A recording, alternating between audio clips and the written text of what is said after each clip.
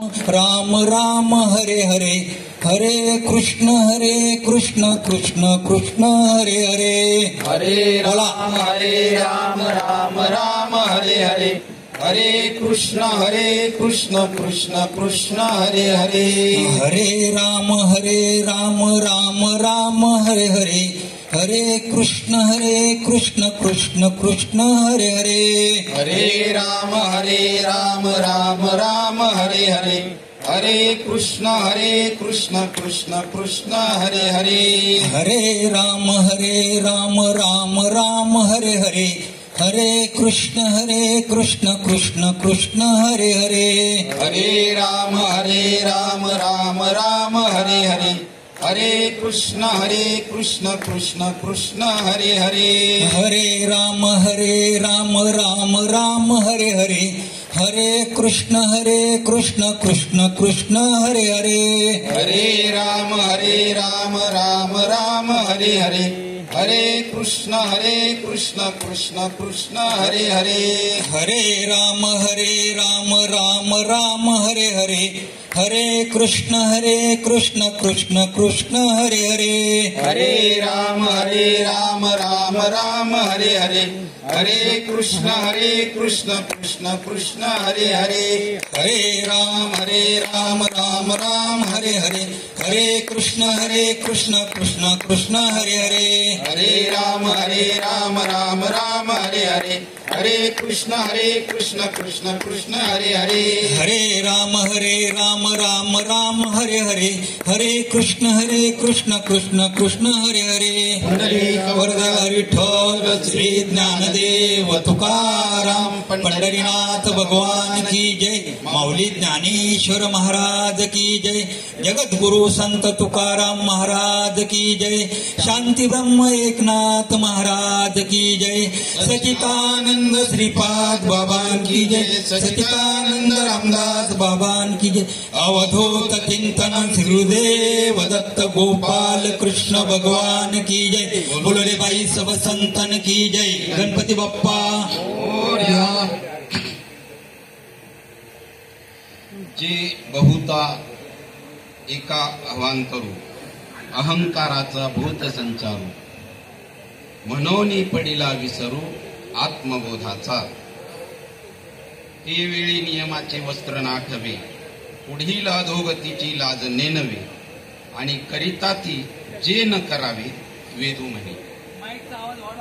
पाहे पा शरीराची या गावा, जया लागी आले पांडवा, तो कार्यार्थ आघवा सांडुनिया, इंद्रिय ग्रामीचे राजविंदी, अहम ममतेची जल्पवादी, आणि विकारांतराची मांदी मिळवून या, दुःख शोकाच्या घाई मारलियाची शेची नाही, हे सांगावया कारण काही जे ग्रासिले माया, मनोनी ते माते चुकले, ऐका चतुर्विध मद भजले, जिही आत्महित केले वाढते गा. भावार्थ दीपिका ज्ञानेश्वरी अध्याय क्रमांक 7 आणि श्लोक क्रमांक 15, या 15व्या श्लोकातील काही ओव्या. आजचं निमित्त असं आहे, स्वर्गीय कैलासवासी गंगा भागीरथी कमलताई सुभाष पवार यांचं प्रथम पुण्यस्मरण, आणि त्या पुण्यस्मरणानिमित्त आज आपण या ठिकाणी सगळे एकत्र जमलेलो आहोत.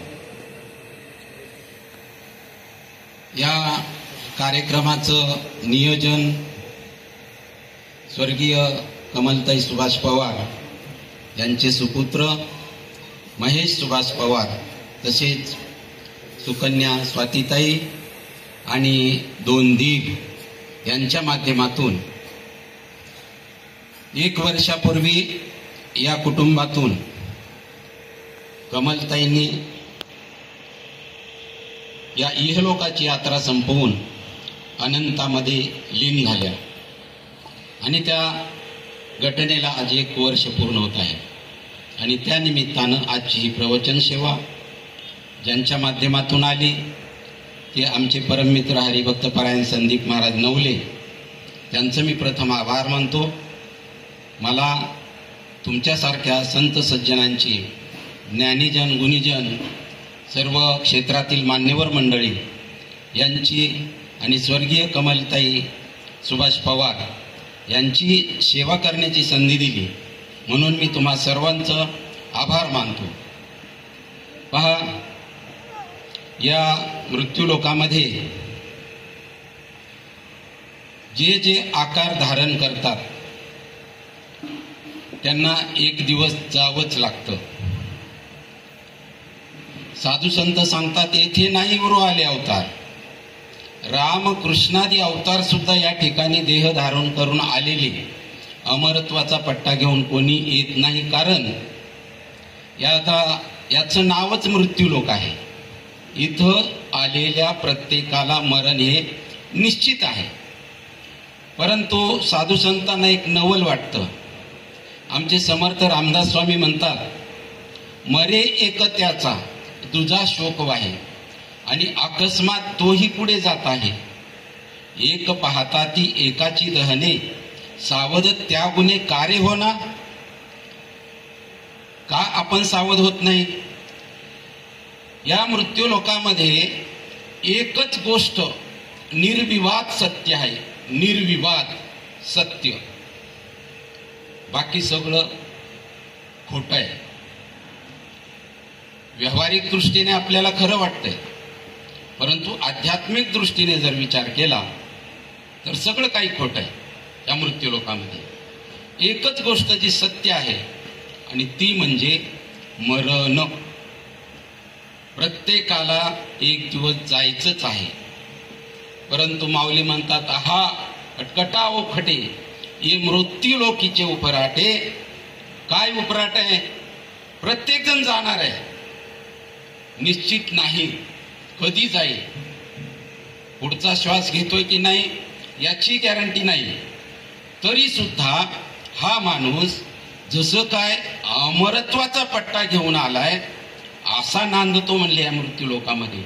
त्याला अजिबात त्याचं काही घेणं देणंच नाही की आपण जाणार आहोत. बरं, प्रत्येक जीव आहे मृत्यू लोकामध्ये. अनेक जीव आहेत, 184 योनी आहेत. त्याच्यामध्ये एकच योनी जी भगवंतानं बनवली, उभी योनी ज्याला म्हणतो आपण. बाकीच्या इतर कोणी 4 पायाचे तर कोणी 2 पायाचे, तर कोणी अनेक पायाचे, कोणी सरपटणारे, कोणी उडणारे. आणि या मनुष्याला मात्र एक वेगळं कशासाठी बनवलं? तर भगवंतानी जेव्हा मनुष्याला बनवलं तेव्हा भगवंताला खूप आनंद झाला. बाकीच्या 83,99,999 योनी बनवल्या, परंतु त्या आपापल्या व्यवहारामध्ये रक्त झाल्या. भगवंताचं स्मरण त्यांना होईना. कारण इतर योनीच्या ठाई हा विचारच नाही. काय विचार? तो विचार भगवंतानं मनुष्याच्या ठिकाणी दिला. काय विचार दिला? बाहुले मनुष्य देही निज ज्ञान घातले पाहि, जेणे ते हे विदेह मज पावते. कशाचं ज्ञान दिलं? विशेषत्वानं मनुष्य प्राण्याला जे ज्ञान दिलं की हा मनुष्य प्राणी कदाचित मला ओळखू शकतो, आणि ते ओळखण्याचं ज्ञान मनुष्य प्राण्याच्या ठिकाणी भगवंतानं पुरेपूर दिलं. तरी सुद्धा मनुष्य का बरं ओळखत नाही? जो तो आपापल्या व्यवहारामध्ये रत आहे. कारण अनेक जन्माचे संस्कार आहेत, अनेक जन्माचे. हा काय आपल्याला ह्या जन्मामध्ये नरदेह मिळाला एवढ्या पुरतं नाही आहे. आपला प्रवास खूप लांबचा आहे, खूप लांबचा. दुरोनी आलो मिगा दुःख झाले दारुण, यावया येथवरी होते हेची कारण. दुर्लभ भेटी तुम्हा पायी झाले दर्शन, विनवितो तुका संता दोन्ही कर जोडून. कशासाठी आलोय आपण? किती लांबून आलोय? तुम्हाला आता सांगितलं किती योनी आहेत? 84 लाख योनी आहेत. त्याच्यामध्ये आमचे नामदेव महाराज सांगतात की 20 लक्ष योनी वृक्षामध्ये घ्याव्या, जलचरी भोगाव्या, 9 लक्ष वृक्ष, 20 लाख प्रकारचे वृक्ष आहेत. जलचर 9 लाख प्रकारचे आहेत. 11 लक्ष योनी किरड्यामध्ये घ्याव्या, म्हणजे जे कृमी कीटक ज्याला आपण आळ्या वगैरे घाणीमध्ये जन्माला येतात, 11 लक्ष योनी आहे. आणि 30 लक्ष पशु वृक्षामध्ये, वृक्ष पहिलेच झाला. 20 लक्ष योनी, 30 लक्ष योनी पशूंची आघाडी आणि मानवा भितरी 4 लक्ष, असं 84 लक्ष योनी. त्याच्यामध्ये नामदेव महाराज म्हणतात एक एक योनी कोटी कोटी फेरा आणि मग लागे वारा नरदेहाचा. साधा सोपा नाहीये. अनंत जन्माचं सुकृत आहे आपल्या पाठीमाग, अनंत जन्माचं, अनंत जन्माची पुण्य सामुग्री आहे. तेव्हा आपल्याला हा नरदेह मिळालेला आहे. आणि नामदेव महाराज म्हणतात तयाचा मातेरा केला मुढे. कशासाठी दिला देह आपल्याला? याच देही घडे देवाचे भजन. आणि हे ज्ञान नाही कोठे, इतर योनीच्या ठाई हा विचार नाही. याच देहामध्ये काय झालंय? नरदेह निधान लागले हाती, उत्तम सार उत्तम गती. ते देवाची हो म्हणती ते होती, तरी का चित्तीनं धरावे. एवढी आपल्यामध्ये कुवत दिलेली आहे भगवंतानं, एवढं सामर्थ्य आपल्याला दिलेलं आहे की आपण त्या मूळ स्वरूपाला आपल्या प्राप्त होऊ शकतो. मूळ स्वरूप काय आहे आपलं? काय आहे मूळ स्वरूप? पाण्याचं मूळ स्वरूप काय आहे? जो पाऊस पडतोय, पावसातून जे पाण्याचा थेंब पडतोय, त्या थेंबाचं मूळ स्वरूप काय आहे? त्या थेंबाचं मूळ स्वरूप आहे समुद्र. आणि तो जो थेंब आहे, त्या थेंबाला तरी कळतंय, त्याच्याकडे बुद्धी नाहीये. थेंबाला कळतंय, मनुष्याला बुद्धी देऊन सुद्धा मनुष्य विसरलाय सगळं. थेंब पहा, आपल्या छपरावर पडतोय, घरावरून उताराच्या दिशेने खाली, त्या पन्हाळीतून खाली येतोय, तिथून तो नाल्यामध्ये जातोय, गटारामध्ये जातोय, नदीमध्ये जातोय. आणि धाव कुणीकडे आहे त्याची? कुणीकडे धावतोय? जिथून आलोय तिकडं त्याचं धावणं आहे. कुठून आलाय? समुद्रातून आलाय. धावणं त्याचं गटार, नाला, नदी याच्या माध्यमातून समुद्राकडे धावणं आहे. तसं तुकाराम महाराज म्हणतात, तुका म्हणे ठाया जाय आल्या आपुलिया. कुठून आलो आपण? आला शिकोठोनिया जा शिकवणे रे ठाया. अरे घरदार तुझे नाही, अवघी लटकीच माया. सावध होई बापा, काळ लागला मापा. प्रपंची गुंतू नको, पाहे पुढं तसे पापा. कुठून आलो आपण? कोण आहोत आपण? कशासाठी आलो होत आपण इथं? इथं आल्यावर काय केलं पाहिजे आणि इथं आल्यावर आपण काय करतोय? कशासाठी एवढा सुंदर देह भगवंतानं दिला आपल्याला? कशासाठी दिला? दिले इंद्रिय, हात, पाय, कान, डोळे, मुख, बोलाया वचन. अरे जेने तू जोडसी नारायण, तरी का चित्तीनं धरावे. यानं तुम्ही त्या भगवंताला प्राप्त होऊ शकता, कारण ते तुमचं मूळ स्वरूप आहे. जर त्या पाण्याच्या थेंबानं ठरवलं मला माझ्या मूळ स्वरूपाला जायचंय, तर तो समुद्राला जाऊ शकतो. त्यानं जर नाही ठरवलं तर इथंच एखाद्या डबक्यामध्ये पडून तो तिथं संपू शकतो. तसं हे आपलं जे मूळ स्वरूप, ज्या स्वरूपापासून आलो आहोत, ते मूळ स्वरूप म्हणजे आपलं, आपण भगवंत आहोत. कोणाला पटेल का? आपणच देव आहोत. कोणाला पटेल का? नाही पटणार.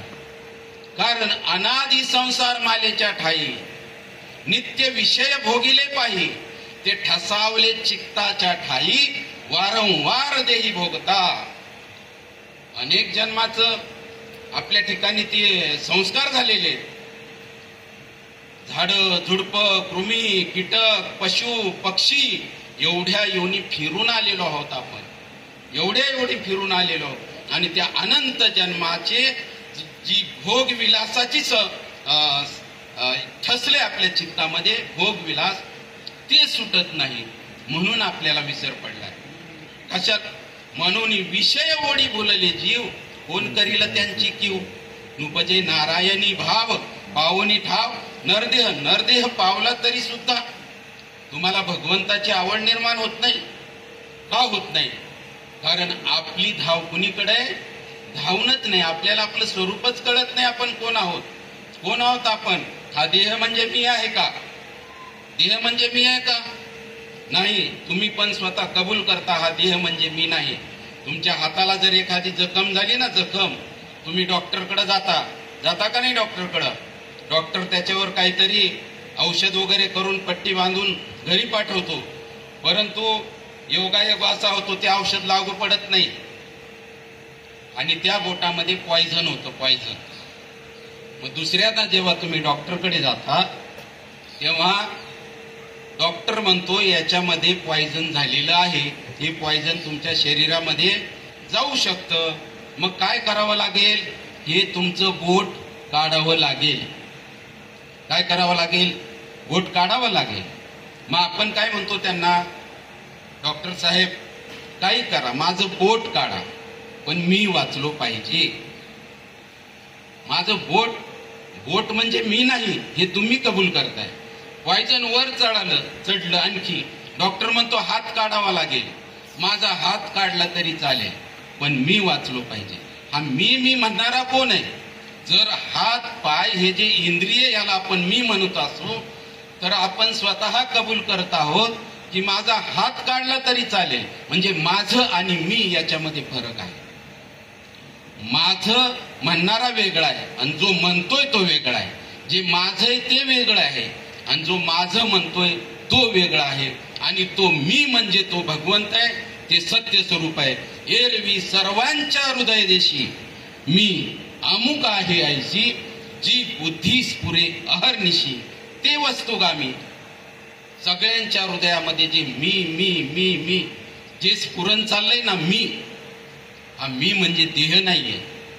ज्याच्या सत्तेनं हा देह चाललाय, ज्याच्या सत्तेनं मी व्यासपीठावर बसलोय, ज्याच्या सत्तेनं तुम्ही इथं माझ्या समोर बसला आहात, ती सत्ता वेगळी आहे. परंतु त्या सत्तेला आपण विसरलो, म्हणून विसरली तया थोर झाली हानी. मग काय होईल पुढं? पचतील खानी 84च्या. जर मूळ स्वरूपाला नाही ओळखला आपण, मूळ स्वरूपाच्या दिशेनं नाही गेलो आपण, तो पाण्याचा थेंब समुद्राला नाही गेला तर इकडं कुठंतरी गटारामध्ये तो आटून जाईल, एखाद्या डबक्यामध्ये आटून जाईल. पुन्हा त्याला वापरून पुन्हा वर जावं लागेल, पुन्हा त्याचा तो प्रवास सुरू राहील. असा आपला अनेक जन्माचा प्रवास हा चालू आहे. मग ते का जाणून घेत नाही आपण? जाणून घेण्यासाठी त्याला संप्रदाय लागतो, त्याला संत पुरुष लागतात, महात्मे लागतात. त्याच्या ठिकाणी काही का होईना हे जे कार्यक्रमाचं नियोजन आहे पहा. आता हल्ली काय झालं, पूर्वी आम्ही लहान होतो तेव्हा एवढं नाही कळायचं आम्हाला, पण दशक्रियेला वगैरे प्रवचनं नसायची आमच्या लहानपणी. स्मशानामध्ये प्रवचनं नसायची. मग आता प्रवचनं व्हायला लागली. का व्हायला लागली बरं? साधू संतांचा एक कळवळ आहे तुमच्याविषयी. कोणत्या ना कोणत्या माध्यमातून ते तत्वज्ञान तुमच्यापर्यंत पोहोचवायचं आहे.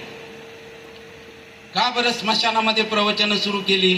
कारण तिथं आल्यानंतर, स्मशानामध्ये आल्यानंतर काही का होईना आपल्या अंतःकरणामध्ये एक भाव निर्माण झालेला असतो की कोणी नाही कोणाचं, कुणीच कोणाचं नाही, शेवटी आपल्याला जायचंच आहे. त्या ठिकाणी काही का होईना स्मशान वैराग्य ज्याला म्हणतो ना, ते वैराग्य त्या ठिकाणी निर्माण झालेलं असतं. म्हणून साधू संतांना कळवळा आला आणि त्यांनी हा जो उपक्रम आहे तो स्मशानापासून सुद्धा सुरुवात केली. त्यांना इतरांचं दुःख पाहवत नाहीये, तो हिताचा कळवळा. जीव तुटे तिळ तिळा. म्हणून साधू संतांनी स्मशानामध्ये प्रवचन सुरू केली. कारण त्या ठिकाणी जर थोडीशी उर्मी त्याच्या ठिकाणी जिवंत झालेली आहे, थोडंसं वैराग्य त्याच्या ठिकाणी निर्माण झालेलं आहे आणि तिथं जर आपण त्याला तत्वज्ञानाचा बोध केला तर काही का होईना त्याची बुद्धी ती स्वीकारेल. ती काय होईल? स्वीकारेल. म्हणून मग स्मशानामध्ये प्रवचन सुरू झाली. हे पा शरीराची या गावात जया लागे आले पांडवा, तो कार्यार्थ अवघा सांडून या. कशासाठी आलोय आपण? माऊली म्हणतात ज्याच्यासाठी आले ना तो कार्यभाग पार बाजूला काढलाय, पार बाजूला, आणि आपापल्या विषयामध्ये रममान झालेले आहे. काय? काय चाललंय, आपल्याला आहे का वेळ? आपली धावपळ किती चाललेली आहे, कशासाठी धावपळ चाललेली आहे? नश्वर गोष्टीसाठी धावपळ चाललेली आहे. जे आपण जमा करतो ना, हे माझं, ते माझं, ते माझं, ते माझं, किती धनदौलत जमा केली तरी 1 रुपया सुद्धा तुमच्या बरोबर अंतकाळी कोणी नाही बा सांगा ते. साधूच्या संगती हरी जोडे. किती जरी धनदौलत असली ना तुमच्याकडं, तरी सुद्धा जो वरी चळण गा, तो वरी म्हणती माझा माझा, मानिती लहान थोर, देह सुखाची आकाशा. कशासाठी मान आहे आपल्याला? अहो, आपल्यापासून काहीतरी त्यांना मिळतंय त्याच्यासाठी मान आहे. जर आपण फार निष्काम झालेलो असो तर मग तिथनं पुढचं आयुष्य पहा आपलं. मानिती लहान थोर, देह सुखाची आकाजा, इंद्रिय मावळली. आता दिसेनासं झालं, ऐकू येईना, इंद्रिय मावळली, आला वागूला जा. पहा, ही परिस्थिती आहे. मज नाही हात पाय, डोळा पडली झापड, कर्ण हे बधीर झाले, वाचा बोले बोबड, नाक मुख कळू लागले, लाळ आणि शेंबूड, श्वानापरी गती झाली, अवघे करीती हाड हाड. ही परिस्थिती आपली. साधू संतांनी हे आपल्यासाठी लिहून ठेवलंय. हे जे साधू संतांचं वाङ्मय आहे, ज्ञानेश्वरी आहे, भागवत आहे, तुकाराम गाथा आहे, सर्व साधू संतांनी अभंगवाणी केली. ती नुसती पाठ करण्यासाठी नाही, चाली म्हणण्यासाठी नाही, पारायण करण्यासाठी नाही. पारायणही भरपूर चालली, पण आपल्याला बसून त्या पारायण जे करतोय त्या ओळीचा अर्थ काय सांगतोय याच्यावर विचार करायला आपल्याला वेळ नाही. रोजच्या एवढ्या ओव्या झाल्याच पाहिजे तर आपलं 7 दिवसात पारायण संपेल. असं पारायण करून काय होईल? पुण्यकर्म होईल, त्याचा निषेध नाही. परंतु एखादी जर उच्च वस्तू दाखवायची आहे तर त्याच्यासाठी तिकडे दंडनिर्देश करावाच लागतो. त्याचा अर्थ छोट्या वस्तूचा निषेध नाहीये. त्याचा अर्थ पारायण करणं हा गुन्हा आहे आणि पारायण करूच नये या मताचा मी नाही. परंतु नुसतं पारायण करून त्या अर्थाशी आपण एकरूप होतोय का? त्या अर्थाशी एकरूप होतोय का? नाही होत ना. अर्थापर्यंत जाऊन भिडलं पाहिजे. तुम्ही नका ना पारायण करू, पण एक ओवी घ्या, एक ओवी घ्या आणि त्या ओवीच्या गूढ अर्थापर्यंत उतरा, तिथपर्यंत जा. हे संपूर्ण मीच नटलेलो आहे असं भगवंत म्हणतात. एरवी सर्वांच्या हृदयदेशी तर आहेच आहे, पण जे जे भेटे भूत ते ते मानिजे भगवंत, हा भक्ती योग निश्चित माझा. भगवंताचं म्हणणं आहे. आपल्याला वाटतंय का जे जे भेटतंय ते भगवंत आहे असं वाटतंय का? नाही वाटत. तरी सुद्धा आपला हा दणका चालूच आहे. वाऱ्यांचा दणका चालू आहे, भजनाचा दणका चालू आहे, पारायणाचा दणका चालू आहे. करायचं नाही असं वेगळा अर्थ घेऊ नका तुम्ही. मी तुम्हाला आधीच सांगितलं, त्याच पुण्याईनं तुम्हाला त्या सत्पुरुषाची भेट होऊ शकते. तिळे तिळे पुण्य साचा पडी, हे तो बहुता जन्मी जोडे, नाम वाचे शिया तोडे, समागम घडे संताचा.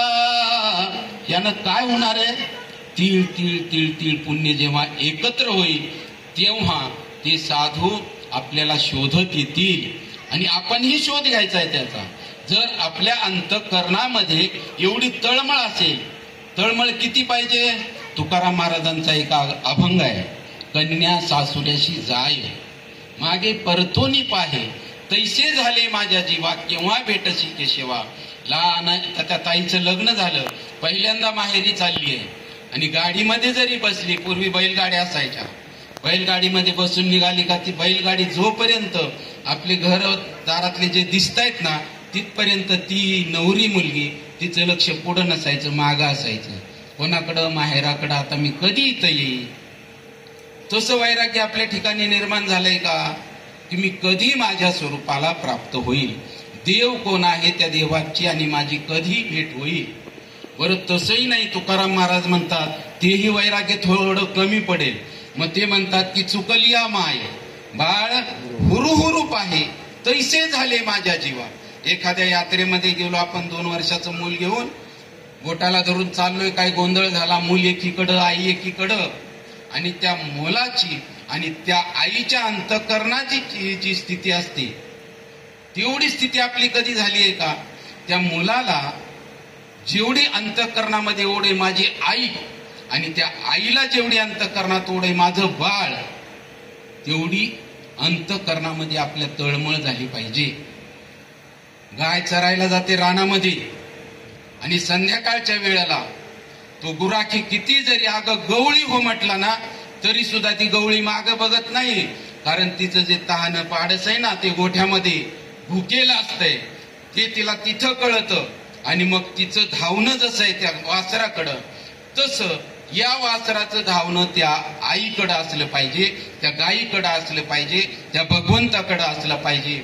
आणि तिसरा दृष्टांत तुकाराम महाराज देतात की जीवना वेगळी मासोळी तैसा तुका तळमळी. किती तळमळ आपल्या ठिकाणी निर्माण झाली पाहिजे, किती तळमळ निर्माण झाली पाहिजे. तो पाण्यातला मासा पाण्यातून बाहेर काढला, असा वाळूत टाकला, तर त्याला असं वाटतं का जरा थांबूया आपण 8-10 दिवस नंतर जाऊ पाण्याकडं? वाटतं का? आपल्याला का वाटतंय? त्याची संसारच करू, आपल्याला हे कमवायचंय ते कमवायचंय. कमवायला ना नाही, साधू संतही काहींनी कमावलं काहींनी गमावलं, त्याच्याशी त्यांना घेणं देणं नाही. कमवण्याविषयी कोणाचं काहीच दुमत नाहीये. कारण म्हणतात तुकाराम महाराज, जोडून या धन उत्तम व्यवहार आहे आणि उदास विचारे वेच करी. हे कमवायचंय तुम्हाला, पण जेवढी त्या माशाची तळमळ आहे कुठं जायला? पाण्याकडे जायला, तेवढी झाली का? आपण आपल्याला वाटतोय का मी चुकलोय त्याच्यापासून आणि मला परत तिकडे जायचंय? नाही, तेवढी तळमळच वाटत नाही. मग तेवढी तळमळ वाटण्यासाठी नेहमी सत्संगाची गरज आहे. आणि सत्संग तर अनेक जण करतात, पण त्यामध्ये सुद्धा संत संग पाहिजे. सत्संग आणि संत संग याच्यामध्ये माझ्या बुद्धीनं थोडासा बदल केला. वास्तविक एकच आहे. सत्संग म्हणजे सत्य वस्तूचा संघ आहे, आणि संत संघ म्हणजे ती सत्य वस्तू दाखवून देणाराचा संघ आहे, तो संत संघ आहे.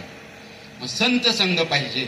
आणि जेव्हा संत आपल्या वाट्याला येतील ना, संत वाट्याला आले पाहिजे, त्या संतांचा आपण शोध घेतला पाहिजे. आणि कधी आपल्याला ती बुद्धी सुचल त्यासाठी शास्त्र आहे, शास्त्र वाचलं पाहिजे. आपण नेमकं कोण आहोत, कुठून आलोत, कशासाठी आलोय, आपलं जे मृत्यूलोकामध्ये वावरणं आहे ते साधू संतांना मान्य आहे की न मान्य आहे, याचा कधी विचार केलाय का? ज्ञानेश्वरी आहे का प्रत्येकाच्या घरात?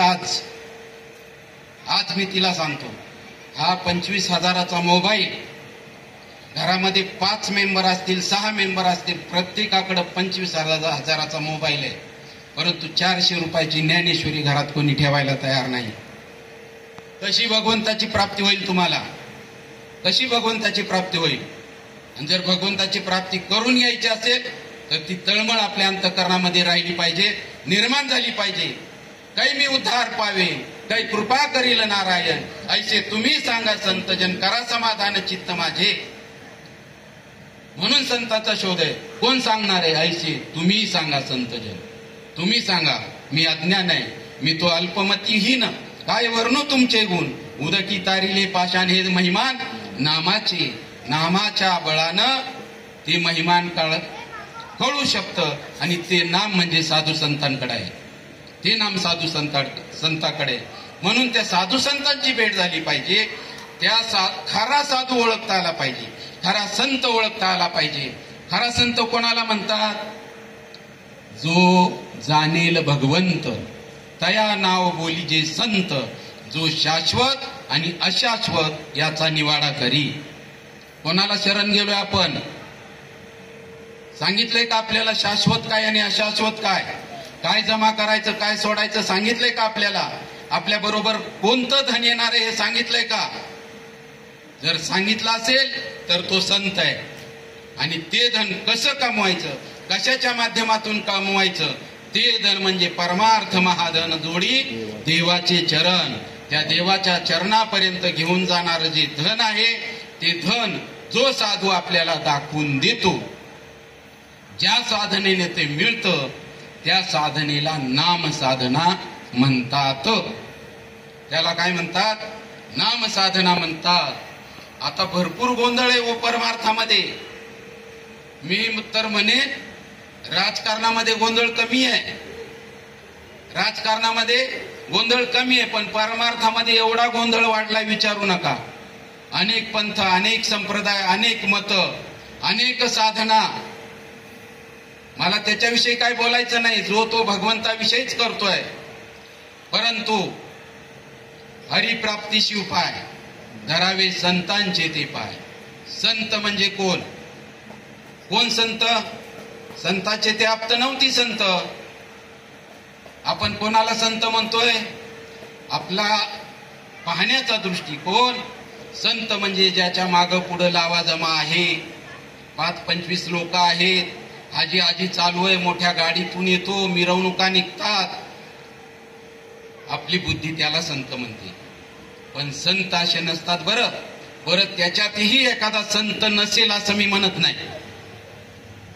त्याच्यात सुद्धा एखादा संत असू शकतो, जो संत तुम्हाला शाश्वत काय आणि अशाश्वत काय याचा निवाडा करून देतो. असे जे संत आहेत पहा, संतामध्ये काही भेद सांगितले साधू संतांनी. संतामध्ये भेद सांगितले. माऊलींची मदालसा नावाचं प्रकरण आहे.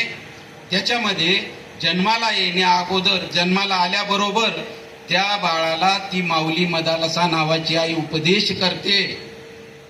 हा देह नाशिवंत मळमूत्राचा बांधा, वरी चर्म घातले रे कृमी कीटकाचा सांधा, रव रव दुर्गंधी रे अमंगळ तिचा बांधा, स्मरे त्या हरिहरा शरण जाई गोविंदा, परिये दे मदालसा सोहम जो जो रे बाळा. ती आई सांगते त्याला, हा देह नाशिवंत आहे बाळा, त्याच्या नादीला लागू नको. मग काय कर? उठीबा पुत्रा जाई तू तीर्थे रे हिंड, साधू आणि संत तेथे असती उदंड. हा आपला भाव सांगितला. कोणी? त्या मदालसानं माऊलींनी सांगितला, साधू आणि संत तेथे असती उदंड. तीर्थक्षेत्राच्या ठिकाणी अनेक साधू संत आहेत, पण माऊलींचं असं म्हणणं आहे पुढं, त्यामध्ये आत्मज्ञानी जो का न बोले वितंड. काय म्हणणं आहे माऊलींचं? या गोष्टीवर विचार झाला पाहिजे आपला. का होगा तुम भी चले हम भी चले, कहा चले किसी को पता नहीं. पुढे चाललाय म्हणून चाललो त्याच्या पाठीमाग. मगाशीच सांगितलं, एक पाहतात एकाची धाने, सावध त्या गुन्हे कार्य होणार नाही का. तुम भी अंधे हम भी अंधे, सब अंधो का मेला, उसमें एक डोलस गया वो भी उनका चेला. काय म्हणणं आहे माऊलीचं? काय म्हणणं आहे त्या मदालसाचं? जी आपल्या नवजात बालकाला लगेच उपदेश करते, उठीवा पुत्रा जाई तीर्थे रे हिंड, साधू आणि संत तेथे असती उदंड. त्यामध्ये आत्मज्ञानी चोकानं बोले वितंड. जे संत आहेत ना, आत्मज्ञानाशिवाय दुसरं काहीही बोलत नाही, देवाविन काही आता बोललेच नाही. असे संत आपल्या वाट्याला आलेत का हो? आलेत का? संतांच्या पाया पडायला कसे बरेत का? मुलं बाळ कशी आहेत? कसं काय चाललंय? गावी ऊस वगैरे कारखान्याला गेला का? याला संत म्हणत नाही. त्या दक्षिणा पडा आमच्या पाया, होईल तुमचं कल्याण, याला संत म्हणत नाही. काय कल्याण आहे आपलं? कशात हित आहे? हित ते करावे देवाचे चिंतन. आपल्याला देवाच्या चिंतनाला लावून देणारा जो आहे ना, त्याला संत म्हणतात. त्यामध्ये आत्मज्ञानी जो कान बोले वितंड. तुकाराम महाराजांचा वासुदेव आहे. वासुदेव करीतो फेरा, वाडी आत बाहेर जारा, कोणी काहीतरी दान पुण्य करा, जाप द्याल तरी जातो माघारा. का त्याचा पूर्वार्ध काय? गातो वासुदेव मी ऐका, चित्त ठाई ठेवून भावे का, डोळे झाकून रात्र करू नका, काळ करीत बैसला से लेखागा, राम राम स्मराधी, राम राम स्मरा आधी. हे प्रमाण नको होतंय मला. मी वासुदेव तत्वता कळो येईल विचारिता. आहे ठाऊक म्हणतो ना आपण, म्हणतो का नाही काकड्यामध्ये? आहे ठाऊक सभाग्य संत, म्हणजे साधू संतांच्या म्हणण्यानुसार अभागी संत सुद्धा आहेत. तिकडं जसं सांगितलं आत्मज्ञानी, बाकीचं वितंड बोलणारा नको, तसं इकडं सांगितलं आहे ठाऊक सभाग्य संता. दुजा नाही अनिक मागुता का दुसरा नाहीच. असे संत आपल्या वाट्याला आले पाहिजेत. अशा संताच्या शोधात आपण गेलं पाहिजे, तर आपल्याला तिथपर्यंत जाता येईल. असे संत जर असतील, माऊलींनी याच श्लोकाच्या वर सांगितलं की जया सद्गुरु तारू पुढे अनुभवाचे काशे जाडे तया आत्मनिवेदन कराणे आकळले की. माऊली म्हणतात असा सद्गुरु जर या जीवाला भेटला आणि त्याच्या काशेला लागून जर तो जीव निघाला प्रवासाला, तर तो त्या आत्मस्वरूपापर्यंत निश्चित पोहोचू शकतो, निश्चित पोहोचू शकतो. पण त्यासाठी सांगितलं मी मगाशी, तळमळ, अंतःकरणाची तळमळ. तिथपर्यंत पोहोचणार आहे तो, पण आपल्याला पोचायची इच्छा आहे का? आपण मशगूल झालेलो आहोत, मशगूल, या संसारामध्ये मशगूल झालेलो आहोत. अनेक विषयाच्या पाठीमागं धावणं चालू आहे, अनेक विषयाच्या. सहजासहजी मगाशी सांगितलं तुम्हाला नरदेह मिळालेला नाहीये, तरी सुद्धा आपल्याला काही त्याचं देणं घेणंच नाही. जन्माला आल्यानंतर साधू संत म्हणतात त्या जन्माला आलेल्या जीवाला काय म्हणतात? त्याला जन्म, जरा, व्याधी आणि दुःख. जन्माला आला, जरा म्हणजे म्हातारा झाला, व्याधी म्हणजे आजार आणि दुःख म्हणजे मरणाचं दुःख. ह्या चार गोष्टीच आपल्या बरोबर आहेत. सुख नावाची वस्तू माऊलींनी सांगितलं अजिबात नाही. कारण नाव काय? मृत्यूलोक आहे. मृत्यूलोकी सुखाची कहाणी ऐकिजेल कवनाची श्रवणी कैसी सुखनिद्रा अंथरुणी इंगळाच्या अंथरुणावर. इंगळ कळतं ना? इंगळ, काही लोक इंगळी म्हणतात, ती इंगळी वेगळी. बरं, ती इंगळीही चालते, कारण एक इंगळी 1000 विंचूट असल्याचं जेवढं दुःख होतं ना, तेवढं एका इंगळीने होतं. इंगळी म्हणजे मोठा विंचू असतो, बाकीचे छोटे असतात आणि इंगळी अशी मोठी असते. म्हणजे दुःख इंगळी, इंगळाच्या अंथरुणावर झोपलाय. आणि आमच्याकडे इंगळ त्याला निखाऱ्याला म्हणतात, जळत्या निखाऱ्याला इंगळ म्हणतात. इंगळाच्या अंथरुणावर झोपल्यानंतर कोणाला सुखाची झोप लागेल का? माऊलींचं म्हणणं आहे मृत्यूलोकी सुखाची कहाणी ऐकिजेल कवनाची श्रवणी कैसी सुखनिद्रा अंतरुणी इंगळाच्या. त्या इंगळाच्या अंथरुणावर जशी सुखाची झोप लागू शकत नाही, तसं ह्या मृत्यूलोकामध्ये सुख नावाची वस्तूच नाहीये.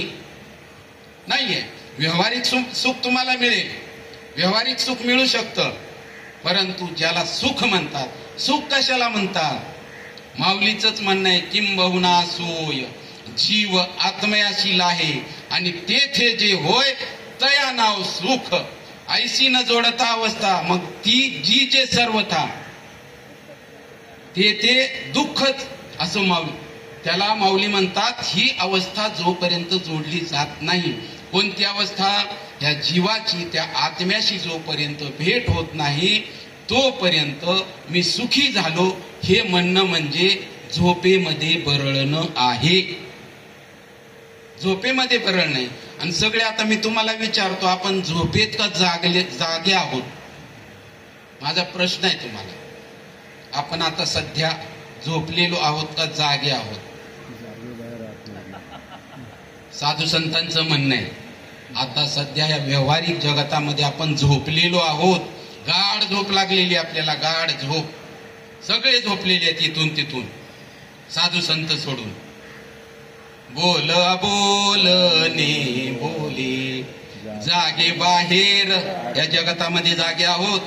जागे बाहेर आतनी जेले कैसे घरात घरकुल केले नेनो अंधार ना उजाडले गा. बघा काय आहे, सगळे झोपलेले आहेत. कुठं झोपलेले आहेत? आत्मस्वरूपाच्या ठिकाणी झोपलेलो आहोत. आपण गाढ निद्रेमध्ये आहोत. त्याच्यासाठी सद्गुरूची व्यवस्था केलेली आहे शास्त्रानं. नवे नवे भगवंतानच आपणची देव होय गुरु. जेव्हा आपल्या अंतःकरणातली तळमळ त्या माशासारखी होईल ना, तेव्हा आपणची देव होय गुरु. त्या देवालाच तुमची करुणा आल्याशिवाय राहणार नाही. आणि तो भगवंतच सद्गुरूच्या रूपानं तुमच्याकडे धावत येणार आणि तुम्हाला त्या नामाचा बोध करून, कारण नामा परते साधनच नाही, जे तू करशील अनेक काही. एक तत्व नाम दृढ धरी मना, हरीशी करुणा येईल तुझी. हरिपाठ आहे का नाही? नामपर आहे का नाही? नामाचंच वर्णन केलेलं आहे की नाही पूर्ण हरिपाठामध्ये? मग नाम म्हणजे काय? विष्णू सहस्त्रनाम नाम म्हणजे ते आहे का? अजिबात नाही, अजिबात नाही. झोपलेल्या जीवाला जर जाग करायचंय ना, त्याच्यासाठी वेगळी व्यवस्था आहे. त्याच्यासाठी वेगळी व्यवस्था आहे. तिथं बाकीचं करून चालणार नाही. तिथं हेच पाहिजे, अविद्येची अनिदा, विश्व स्वप्नाचा हा धांदा, भोगीत होता प्रबुद्धा अनादि जो. त्या अविद्या रूपी रात्रीमध्ये ही संपूर्ण अविद्या आहे. जे जे आपल्याला वेगवेगळं दिसतंय ना, जे द्वैत दिसतंय, हा वेगळा दिसतोय, तो वेगळा दिसतंय, समोरचं जग वेगळं दिसतंय, झाड दिसतंय, झुडूप दिसतंय, अनेक स्थावर जंगम जे जे काही जीव दिसत आहेत आपल्यापेक्षा वेगळे दिसत आहेत, तोपर्यंत द्वैत आहे. द्वैत अविद्ये ही अविद्या आहे. आणि अविद्येची अनिदा, विश्व स्वप्नाचा हा धादा, भोगीत होता प्रबुद्धा अनादि जो. अनादि काळापासून, मागाशीच सांगितलं मी तुम्हाला, अनादि संसार मालेच्या ठाई नित्य विषय सेविले काही. तसं भोगीत होता अनादि जो. त्याच्यासाठी काय प्रक्रिया केली? काय प्रक्रिया केली साधू संतांनी? माऊलींचं म्हणणं आहे, मी माझ्या पदरचं बोलत नाही. माऊली म्हणतात, तो महावाक्याचेनी नावे, गुरु कृपेचेनी थावे, माथा हात ठेविला नव्हे थापटीला जैसा. कशानं जाग केलं? तो महावाक्याचेनी नावे, गुरु कृपेचेनी थावे, माथा हात ठेविला. पाहिला ना फोटो तुम्ही तुकाराम महाराजांचा? सत्य गुरु राय कृपा मज केली परी नाही घडली सेवा काही. फोटो आपण बघतो, संत तुकाराम महाराज चरणावर लीन झालेले, तर बाबाजी चैतन्याने डोक्यावर हात ठेवलेला आहे. लावून या हात कुरवाळीला माथा, सांगितली चिंता न करावी, हात ठेविला मस्तकी. निळोबाराय म्हणतात, प्रसाद देऊन केले सुखी. हाय काही प्रक्रिया आहे का? आज संप्रदायामध्ये ही प्रक्रिया आहे का? जर आपल्याला हवी असेल तर विचारायचं. ज्यांच्याकडं आपण आपलं सर्वस्व दान केलेलं आहे, ज्यांच्या पाठीमागं आपण पळतोय, बाबा म्हणतोय, ज्यांना संत म्हणतोय, त्यांना विचारा की बाबा महावाक्य म्हणजे काय? महावाक्य म्हणजे काय? असू द्या, काही असेल, तुम्ही म्हणत असाल तेही महावाक्य आहे, पण सद्गुरूच्या मुखातून आलं पाहिजे ते. मग ते सद्गुरूच्या मुखातून आलेलं जे असेल ते महावाक्य आहे.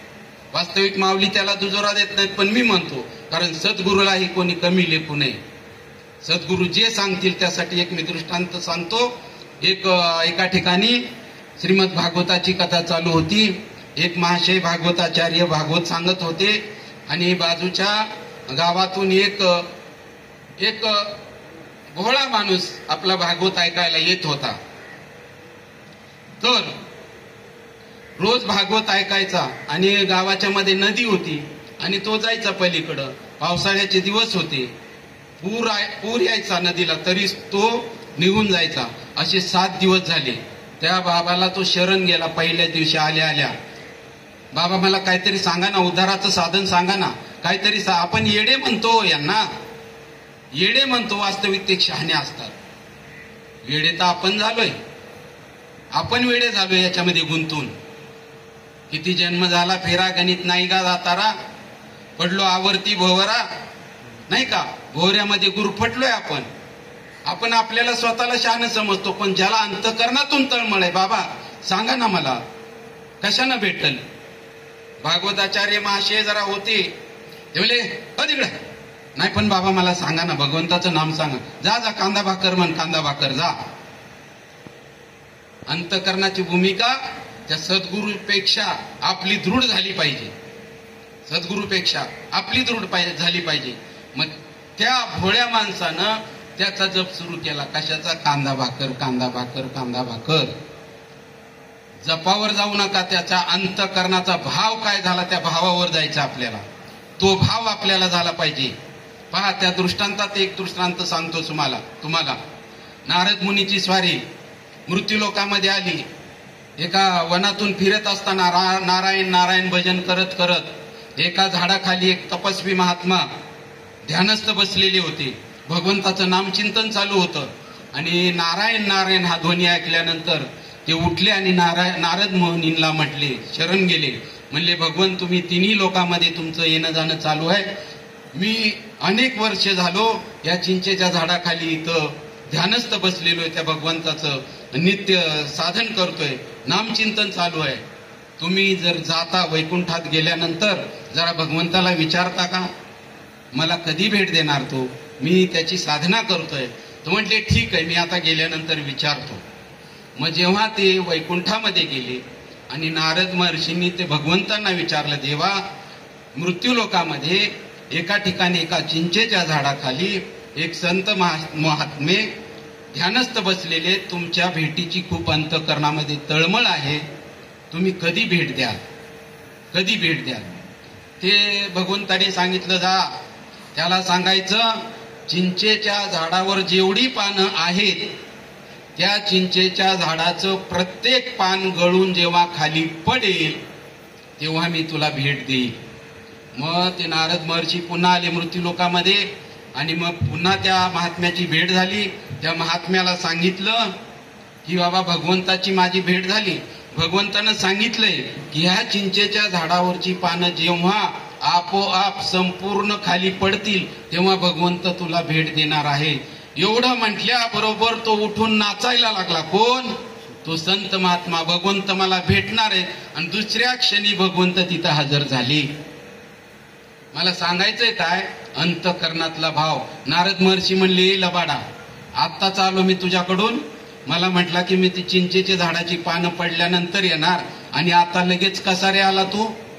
भगवंत म्हणले, अरे ती चिंचेची पानं झडेपर्यंत याच्या अंतकरणाची जी भूमिका झाली असती ना, कधी भेटल मला देव, कधी भेटल, किती दिवसापासून बसलोय, ती त्याची आत्ता तयार झाली ना, म्हणून मला यावं लागलं. काय झालं? म्हणून मला यावं लागलं. मला काय सांगायचं होतं? अंतकरणाची भूमिका. तसं त्या भोळ्या माणसानं कांदा भाकर, कांदा भाकर असं म्हणत तो नदी पार करून जायचं. आणि शेवटी काल्याचा दिवस काला झाला. आणि मग काला वगैरे झाल्यानंतर तो भोळा जो माणूस आहे त्या भागवताचार्यांना म्हणला, गुरुजी, एक 8 दिवस झालं, तुम्हाला इथून सवड नव्हती, पण जाता जाता माझ्या झोपडीला जरा पाय लावून जा ना. ते म्हणले, ठीक आहे बाबा, चल येतो आज.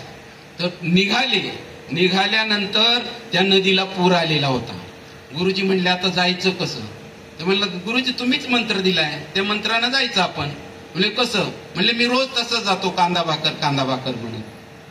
असं हा कांदा भाकर म्हणत गेला, पण गुरुजीची टाप नाही झाली. मला खरा संत सांगायचा आहे तुम्हाला, खरा संत सांगायचा आहे. खरा संत त्याला म्हणतात, काना वचनाची ये भेटी, सरिसाची पै किरीटी, वस्तू होऊनी उठी कवनू एकूजो, अहम ब्रह्मास्मी ऐशी वाणी एक वेळ पडता कानी, अविद्या निद्रा गेली पळूनी, तो तक्षणी जागिन्नला. त्याच ठिकाणी तो त्यावेळेसच जागा होतो. अविद्यारूपी रात्रीमध्ये किती जरी झोपलेला असला तरी सुद्धा जागा होतो. त्यासाठी काय करावं लागेल? इथं माऊलींनी सांगितलं, का ते माझ्यापासून वेगळे झाले, जे बहुता एका अवांतरू. हे काय झाले? वेगळीकडं का झाले? अहंकाराचा भूत संचारू. यांच्या ठिकाणी अहंकार निर्माण झाला. काय अहंकार निर्माण झाला? मी बाजीराव, मी सखाराम, मी तुकाराम, मी अमुक, मी राष्ट्रपती, मी पंतप्रधान, मी अमुक हा अहंकार निर्माण झाला. म्हणून पडला विसरू आत्मबोधाचा. म्हणून आपण आपल्याला विसरलो. आपण इथं येऊन रमलो म्हणून आपण आपल्याला विसरलो. विसरल्यानंतर काय झालं? ते वेळी नियमाचे वस्त्र नाठवे. जे नियम घालून दिलेत ना आपल्याला साधू संतांनी, भगवंत भेटीकडे जायचंय तुम्हाला, हा नियम आहे, नियम घालून दिलेले. शास्त्र पुराण ही आपली संहिता आहे. त्या संहितेप्रमाणे चाललं पाहिजे. हे जे राष्ट्र चाललंय आपलं भारत राष्ट्र, भारतीय दंड संहिता जी लिहिलेली आहे डॉक्टर बाबासाहेब आंबेडकरांनी, त्या संहितेनुसारच चाललंय का आपल्या मर्जीप्रमाणे चाललंय? आणि इकडे परमार्थामध्ये आपल्या मर्जीप्रमाणे चाललंय का शास्त्रानं जी संहिता घालून दिलेली आहे त्याच्याप्रमाणे चाललेलं आहे? गोंधळ आहे, गोंधळ. मग काय झालं? ते वेळी नियमाचे वस्त्र नाठवे. कोणाला ज्ञानेश्वरी आठवत नाही, कोणाला भागवत आठवत नाही, कोणाला संतांची वचनं आठवत नाहीत. आणि करिता ती जे न करावे वेदू म्हणे. जे वेदांनी निश्चित सांगितलेले हे करायचं नाही तरी सुद्धा करतात. काय होणार आहे मग? पुनरपि जननम पुनरपि मरणम पुनरपि जा, पुन्हा जा. कुठं जा? मातेची अवदर कोहरी पचोनी विष्ठेच्या दातरी, उकडोनी नवमासवरी, जन्मोजन्मोनी मरती. आणि ते सगळ्यात मोठं दुःख आहे. मगाशी मी जे सांगितलं, जन्मजरा दुःख व्याधी. रोग एखाद्या वेळेस बरा होईल, म्हातारपण एखाद्याला येणार सुद्धा नाही, तो चालता बोलता निघून जाईल. जन्माचं दुःख आणि मरणाचं दुःख काय सांगू? गर्भीच्या यातना मज भोगिता नारायणा, मांस मळ मूत्र जाना तुझं क्षणोक्षणा ध्यात असे. तिथं आईच्या पोटामध्ये जेव्हा रग लागते ना, दुःखाची रग लागते, तेव्हा भगवंताची आठवण होते. म्हणून कुंतीनं दुःख मागून घेतलं होतं. आपल्याला तर दुःख नकोच आहे. मज लागी दुःख व्हावे असे कोणी न भावेची वेळ. वाटतं कोणाला दुःख व्हावं? नाही होत. आणि इकडं मात्र चाललेले ते वेदांनी जे करू नका म्हणून सांगितलं ना, ते आवर्जून करतोय. म्हणून करिता ती जे न करावे वेदू म्हणे, पाहे पा शरीराची आगावा. ज्याच्यासाठी आपण आलेलोय, भगवंतानं ज्याच्यासाठी आपल्याला हा नरदेह दिलेला आहे, तो कार्यार्थ आगवा. सांडुनिया अहम ममतेच्या जल्पवादी. इंद्रिय ग्रामीचे राजबिंदी. कुठं आपण राजबंदी झालेलो आहोत? या इंद्रिय ग्रामामध्ये. इंद्रिय जे म्हणतात ना, ते इंद्रिय जे म्हणती तेच ते पुरुष करती. ते तरलेच न तरती विषय सिंधू. इंद्रियाच्या पाठीमाग जो गेला ना, तो ह्या विषय सिंधू मधून तरून जाऊ शकत नाही, असं माऊलींचं म्हणणं आहे. मग दुःख शोकाच्या घाई, त्याच्यासाठी काय केलं? भगवंतानी एक योजना केलेली आहे. दुःख शोकाच्या घाई मारली याची शेची नाही. यांना किती मारलं ना, कान फाडलं ना, तरी हे जागे होत नाहीत. माऊली म्हणतात बापालाच काढून नेणार, कधी कधी मुलगाच जातो, कधी आई जाते. किती दुःख होतंय? दुःख शोकाच्या घाई. अरे आपला सहप्रवासी गेला, आपल्यालाही जायचंय, थोडा तरी जागा हो. आता थोडा तरी जागा हो. दुःख शोकाच्या घाई मारल्याची शेची नाही. हे सांगावया कारण काही जे ग्रासिले माया. कशामुळे यांना आठवण राहत नाही? मायेमध्ये गुरफटलेले आहेत, मायेमध्ये. म्हणून ते माते चुकले. म्हणून ते काय झालं? चुकले. मला चुकले. आपल्याला वाटतंय का आपण चुकलोय? जोपर्यंत भगवंताची आपली भेट होत नाही तोपर्यंत आपण चुकलेलोच आहोत. तो पाण्याचा थेंब नदीमध्ये जरी असला तरी नदी स्वरूप झाला, पण नदी समुद्रापासून भिन्न आहे. नदीचं जेव्हा त्या समुद्राला जाऊन मिळेल तेव्हा नदीही संपली आणि समुद्रही संपला. अवघ काय झालं? तो पाण्याचा थेंब आधी नदी झाला होता, नंतर तो आता त्याला समुद्र म्हणता येईल का? बरं, मिठाचा खडा नेऊन समुद्रामध्ये टाकला. मिठाचा खडा एवढा एवढा होता, एवढा एवढा. तो समुद्रामध्ये टाकल्यावर किती मोठा झाला? अनुरेणू या तो कडा. आणि तुकाराम महाराज स्वतःबद्दलच नाही म्हटले ते, त्याचा विचार आपणही केला पाहिजे. अनुरेणूपेक्षा आपण छोटे आहोत आणि आकाशापेक्षाही मोठे आहोत. फक्त आपण जे संकुचित बुद्धी करून बसलेलो आहोत. नाही नाही नाही, मी अमुक आहे, मी मिठाचा खडा आहे. जो मिठाचा खडा म्हणला असता मी मिठाचाच खडा आहे. मग त्याला काय केलं? समुद्रात टाकलं. आता तो म्हणेल का मी मिठाचा खडा आहे, मी एवढाच आहे. आता किती झाला? जैसे समुद्री लवण न पडे तवची वेगळे अल्प आवडे. आणि मग होय सिंधूची एवढे मिळे तेव्हा ते मिठाचा खडा समुद्र झाला. आता समुद्र तसे आपण सुद्धा समुद्र झालेलो आहोत, समुद्र आहोत. पण आपण काय झालं, मिठाचा खडा होऊन बसलोय. समुद्र आणि मिठाचा खडा याच्यामध्ये अजिबात भेद नाही. आपल्या घरातल्या किचन मध्ये त्या भरणीमध्ये जे मीठ आहे ना ते समुद्र आहे, समुद्र. एवढीच बुद्धी आपल्याला करून घ्यायची आहे. बुद्धी निश्चय आत्मज्ञान पहावे आपणासी आपण. बुद्धी निश्चय आत्मज्ञान ब्रह्मरूप भावी आपणा आपण आणि ब्रह्मनिष्ठा राखे परिपूर्ण तत्परायण अहर्निशी. बुद्धीचा निश्चय करायचा आपल्याला फक्त की मी हा देहापुरता मर्यादित नाही, मी संपूर्ण जगामध्ये माझी विस्तारलेपणाची नावे. हे जग चिनो हे आगवे, जैसे दूध मुराले स्वभावे तरी तेची दही. तसं या ठिकाणी जमलेल्या सगळ्या माझ्या माता बंधू भगिनी, माझ्या गुरु भगिनी, या ठिकाणी बरेचसे कीर्तनकार उपस्थित आहेत, बरीचशी ज्ञानी मंडळी उपस्थित आहे. सर्वांना मी सांगू इच्छितो की बाबांनो, संतांचा शोध घ्या. संतांचा शोध घेतल्यानंतर ते जे साधन देतील ना त्या साधनाचा विचार करा. आणि ते साधन काय असणार आहे, ज्याच्याकडे ते साधन आहे ना त्या जे साधन त्याच्याकडे त्या साधूला शरण जा. मग ते माऊली म्हणतात इथं एकची लीला तरले, जे सर्व भावे मज भजले तया ऐलीच थडी सरले. मायाजाळ, त्या मायाजाळाचं खूप वर्णन करतात, साधू संत करतात, कीर्तनकार करतात. तरुण जाणं खूप अवघड आहे म्हणतात. पण जया सद्गुरु तारू पुढे, असा सद्गुरु आपल्याला मिळाल्यानंतर सद्गुरूच्या जर काचेला लागलो आपण तर आपण निश्चित त्या ठिकाणाला पोहोचू शकतो. हे माऊलींचं म्हणणं आहे. या ठिकाणी आज येण्याचं कारण वैकुंठवासी हरिभक्तपरायण कमलताई सुभाष पवार यांना जाऊन आज 1 वर्ष पूर्ण झालं. पहा, याचीच जाणीव आपल्याला ठेवायची. आणि हे जे करायचंय आपल्याला ना, त्यांच्या स्मृतींना उजाळा मिळावा. आपल्या सोबतीला होत्या त्या आपल्यातून गेल्या, अनेक प्रसंग आठवतात वगैरे, त्यांची आठवण झाली पाहिजे. आणि त्यांच्या उपकारातून उतराई होण्यासाठी त्यांनी मुलांना जन्म दिला, म्हणजे आईचं उपकार सगळ्या जगापेक्षा थोर आहेत. त्या उपकारातून उतराई होण्यासाठी हे वर्ष श्राद्ध वगैरे, पुण्यस्मरण, दशक्रियाविधी, जे जे काही कार्यक्रम होतात ते त्यांच्या उपकारातून उतराई होण्यासाठी असतं. आणि हा जो कार्यक्रम असतो प्रवचनाचा, कीर्तनाचा, हा आलेल्यांसाठी असतो, गेलेल्यासाठी नाही. आलेल्यासाठी असतो की या ठिकाणी जे या ठिकाणाहून तत्वज्ञान सांगितलं जाणार आहे त्याचा विचार करावा. आणि जसे पुढे गेले तसंच आपलं जाणं न घडो. आपण काहीतरी जे पुढे गेले त्यांना सुद्धा आपण मोकळं करू शकतो. जरी एखाद्याने आपल्या पूर्वजांना परमार्थ केला नाही, काही नाही, कुठंतरी खितपत पडलेले आहेत ना, त्यांना आपण इथं सोडवू शकतो. ज्ञानदेवी मंत्र, हरिनामाचे शस्त्र, यमे कुळ गोत्र वर्जिले.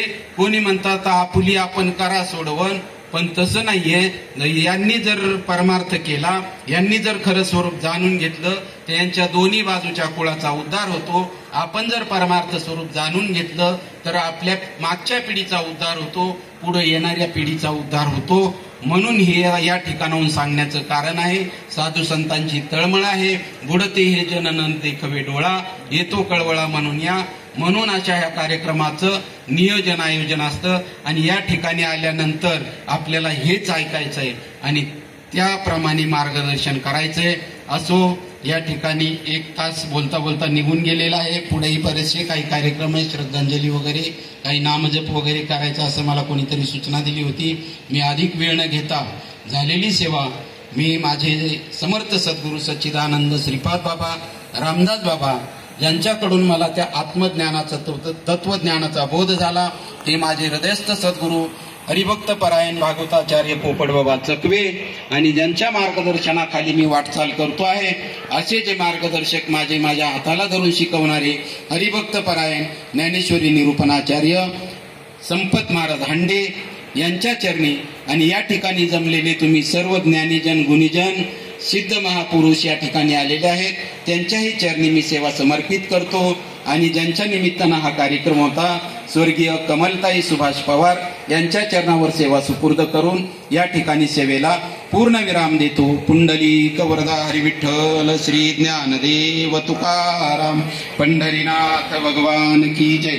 माऊली ज्ञानेश्वर महाराज जगद्गुरु संत तुकाराम महाराज की जय. शांती ब्रह्म एकनाथ महाराज की जय. सच्चिदानंद श्रीपाद बाबान की जय. सच्चिदानंद रामदास बाबान. अवधूत चिंतनम श्री गुरुदेव दत्त गोपाल कृष्ण भगवान. बोलो रे बाई सब संतन की जय. विठ्ठल विठ्ठल विठ्ठल. पुंडलिक वरदा हरी विठ्ठल श्री ज्ञानदेव तुकाराम. सद्गुरु